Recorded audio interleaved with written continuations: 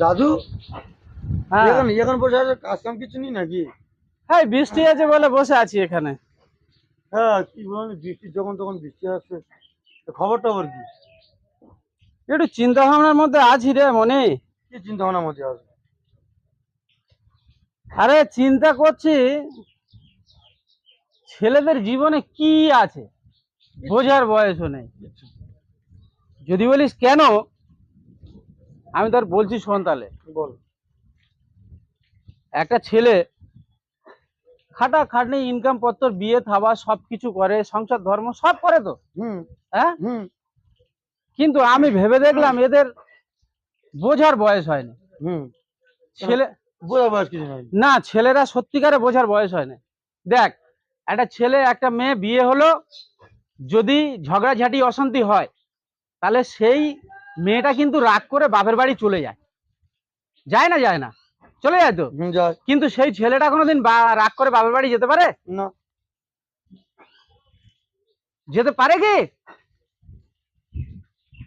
এইসব নিয়ে চিন্তা ভাবনায় এই শোন শোন শোন শোন শোন শোন না, চলে যাচ্ছিস কোথায়? শুনে যা, কাজে লাগবে কথাগুলো, কাজে লাগবে।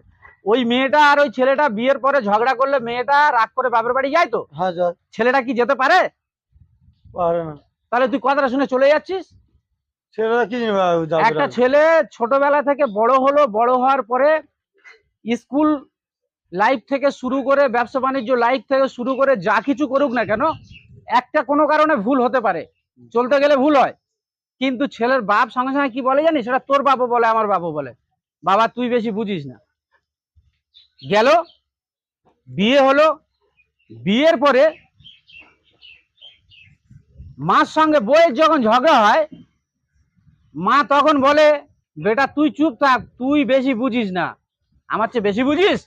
কি এ কথাগুলো বলে তো? ঠিক ঠিক। তাহলে একটা ছেলে খাটাখাটনি করে তার সারা জীবনের উপার্জন কার জন্য করে? তার সংসারের জন্য তো। সেই বউ কোনো কারণে ভুল হলে বলে তুমিও বেশি বোঝো না, আমার তো বেশি বোঝো।